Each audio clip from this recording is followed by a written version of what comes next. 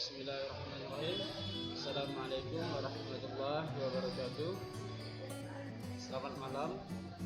Karena hari saya ngambil video malam, untuk semua kawan-kawan, sahabat-sahabat yang menyaksikan, perkenalkan terlebih dahulu, nama saya Maryadi.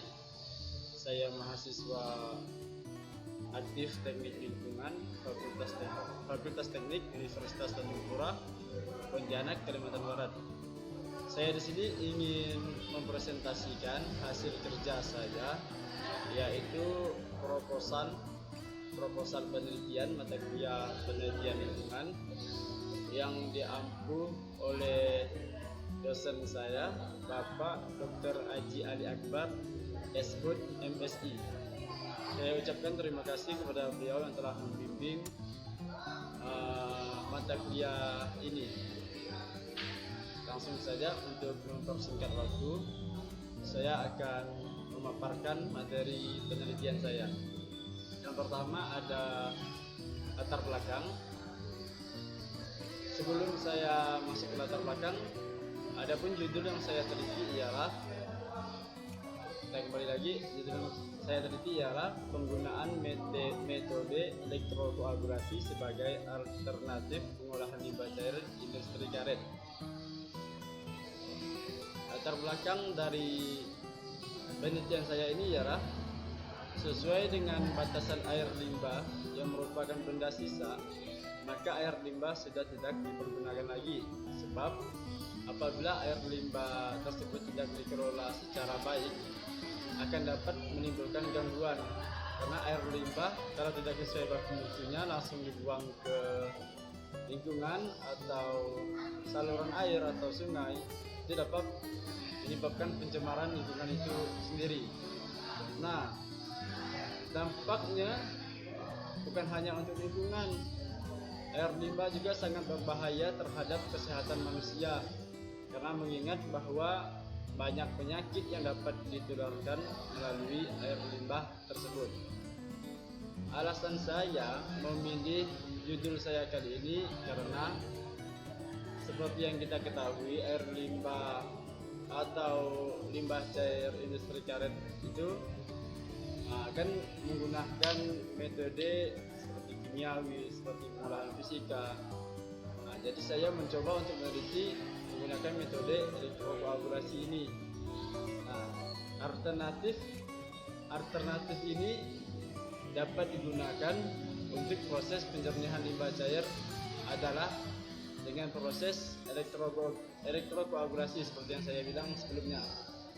Adapun elektrokoagulasi merupakan proses koagulasi atau penggumpalan dengan tenaga listrik melalui proses elektrolisis untuk mengurangi atau menurunkan ion-ion logam dan partikel-partikel di dalam air. Untuk mengurangi pencemaran air tersebut, maka diperlukan pengolahan limbah terlebih dahulu, sebelum dibuang limbah tersebut ke badan sungai atau aliran sungai atau saluran pembuangan di sekelilingnya. Teknik ini dapat digunakan untuk mengatasi permasalahan limbah cair, termasuk limbah cair industri karet. Selanjutnya, adapun rumusan masalah dan tujuan penelitian saya kali ini ialah, yang pertama, rumusan masalahnya adalah bagaimana proses elektrokoagulasi sebagai alternatif teknologi yang dapat digunakan untuk pengolahan limbah cair industri karet. Yang kedua, masalahnya seberapa optimal pengolahan yang menerapkan prinsip elektrokoagulasi sehingga mampu mengurangi pencemaran lingkungan. Nah, dari rumusan masalah tersebut dapat kita ambil tujuan dari penelitian ini. Yang pertama, tujuan tersebut ialah mengetahui kinerja proses elektrokoagulasi sebagai salah satu metode alternatif dalam pengolahan limbah cair. Tujuan penelitian yang kedua, mengurangi pencemaran air dan meningkatkan jumlah air yang dapat digunakan melalui pengolahan kembali.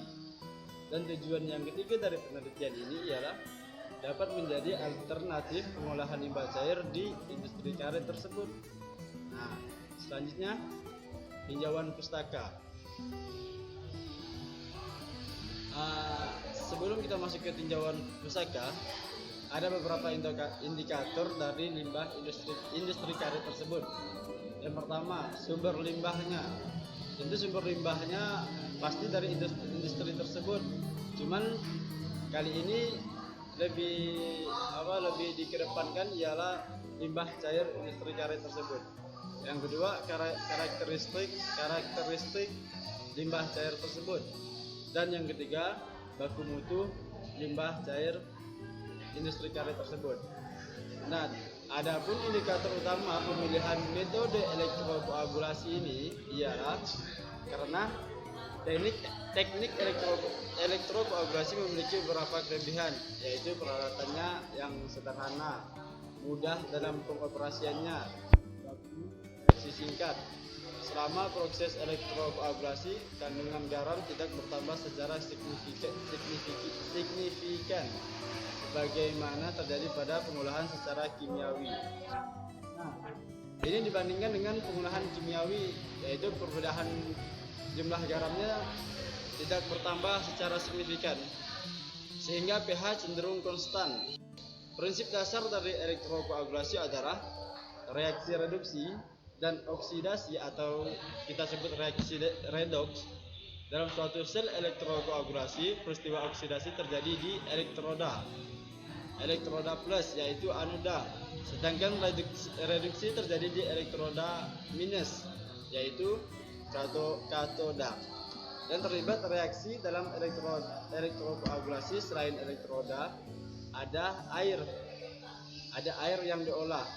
Air tersebut berfungsi sebagai larutan elektrolit.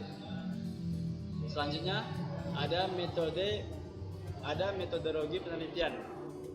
Adapun perancangan alat elektrokoagulasi sesuai dengan desain awal yang telah ditentukan.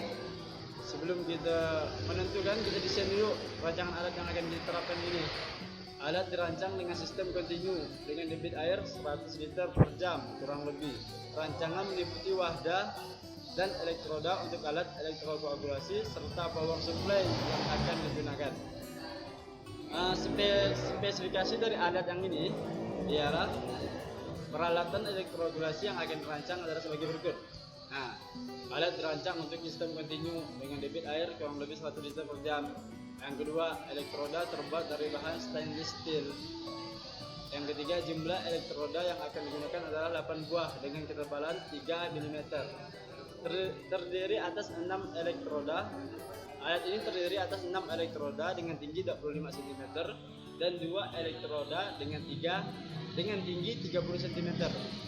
Wadah terbuat dari bahan hard nylon dengan tinggi 50 cm. Pada wadah disediakan lubang untuk masuk keluarnya angin atau bubble system. Selain untuk masuk keluarnya angin, juga untuk masuknya air dan oksigen melalui lubang yang telah disediakan tersebut. Adapun alat dan bahannya seperti yang kawan-kawan bisa lihat di slide. Ada beberapa buah plat aluminium, ada ampermeter, power supply untuk menyongsong aliran listriknya, stopwatch untuk mengetahui waktu yang akan terjadi pada ujian nantinya. Ada bak endapan, ada dirigen untuk mengambil sampel limbah cair industri karet. Sampel diambil sekitar 120 liter untuk pengujian yang akan dilakukan.